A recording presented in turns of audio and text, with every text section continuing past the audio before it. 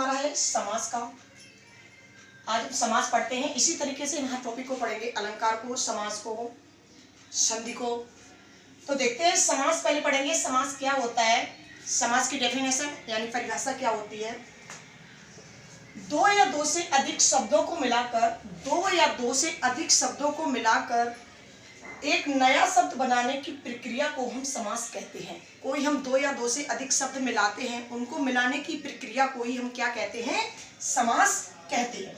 समास के जो भेद होते हैं वो हमारे कितने होते हैं, समास के भेद हमारे होते हैं कितने, 6 होते हैं, यानी 6 भेद हमारे होते हैं। वो हमारे कौन कौन से होते हैं। फर्स्ट नंबर पे हमारा है अव्ययीभाव समास, सेकंड हमारा है, दूसरा है हमारा तत्पुरुष समास, इसी तरीके से कर्मधारय समास, द्विगु समास, द्वंद्व समास, बहुब्रीहि समास, इस तरीके से हमारे 6 समास होते हैं।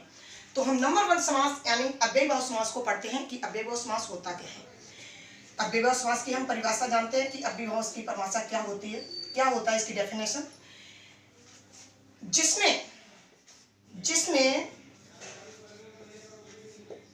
जिसमें पहला पद अव्यय हो, वहां अव्ययीभाव समास होता है।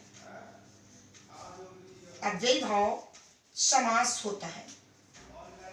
अव्ययीभाव समास होता है जिसमें पहला पद यानी बताया गया कि अव्यय हो, वहां पर अव्ययीभाव समास होता है। जैसे उदाहरण में देखते हैं, एग्जाम्पल में, यथाशक्ति हम देखते हैं, यथाशक्ति। तो जो यथा दिया गया है ये क्या है, हमारा अव्यय पद है। अव्यय पद वो होते हैं जो कभी चेंज नहीं होते हैं, चाहे एक वचन हो चाहे बहुवचन, उस पर वचन व लिंग का किसी का भी प्रभाव नहीं पड़ता है।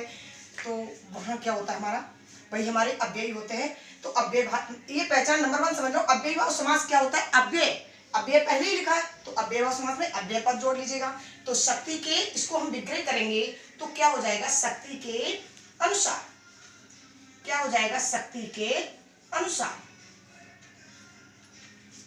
तो ये विग्रह का सीधा सा संबंध है कि विग्रह मीन्स अलग करना, यानी तोड़ना, अलग अलग हो जाता है, उसे हम क्या कहते हैं, विग्रह। नेक्स्ट एग्जांपल है हमारा अनुरूप। नेक्स्ट है हमारा क्या, अनुरूप। अनुरूप क्या है कि ये अनु दिया गया, अनु शब्द जो दिया गया है वो क्या है, ये हमारा अनु है, वो क्या है, हमारा अव्यय है। अव्यय पद हो गया हमारा क्या, ये हमारा क्या हो गया, अनु है, ये हमारा अव्यय पद हो गया। तो इसको जब हम विग्रह करेंगे तो हमारा क्या बनेगा, जाके रूप